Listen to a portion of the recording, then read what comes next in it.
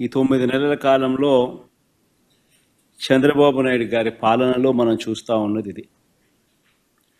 మరోవైపున చూస్తే రాష్ట్రానికి సంబంధించిన అప్పులు కేవలం ఈ 9 నెలల కాలంలోనే రికార్డులు బద్దలు కొట్టేసి, బహుశా ఎప్పుడు కూడా ఏ ప్రభుత్వము కూడా ఈ స్థాయిలో అప్పులు చేసిన పరిస్థితులు బహుశా దాఖలాలు ఎప్పుడు కూడా లేవు. ఆ స్థాయిలో రికార్డులు బద్దలు కొట్టేశారు. 9 నెలల కాలంలోనే బడ్జెటరీ అప్పులే, అంటే with in the purview of FRBM పరిధిలోకి వచ్చే బడ్జెటరీ అప్పులు, అంటే public account and public debt అప్పులే అక్షరాల ఈ 9 నెలల కాలంలో 80,827 కోట్లు.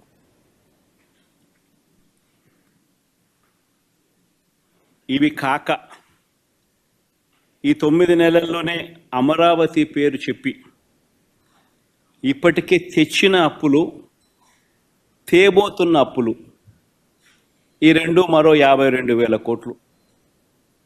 World bank and ADB, Asian development bank, world bank నుంచి 15,000 కోట్లు, కేఎఫ్డబ్ల్యూ జర్మనీ నుంచి 5,000 కోట్లు, హుడ్కో నుంచి 11,000 కోట్లు, సిఆర్డిఏ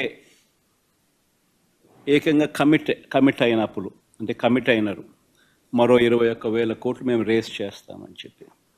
సో చేసిన అప్పులు, చేయబోతా ఉన్న అప్పులు, రాజధాని పేరు చెప్పి మరో 52,000 కోట్లు.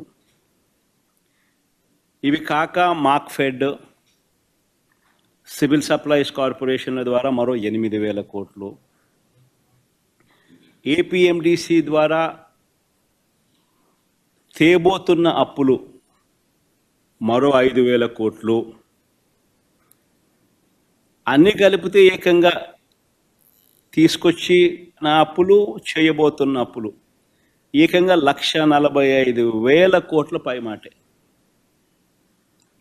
ఇది నిజంగా ఒక రికార్డు. ఇది ఇంకో రికార్డు.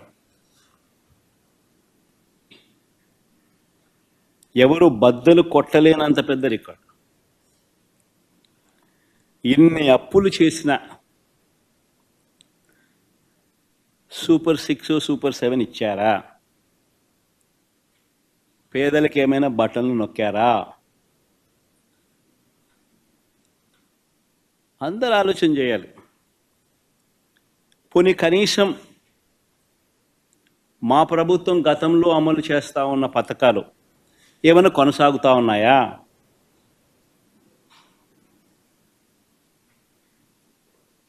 సూపర్ 6 లేదు, సూపర్ 7 లేదు.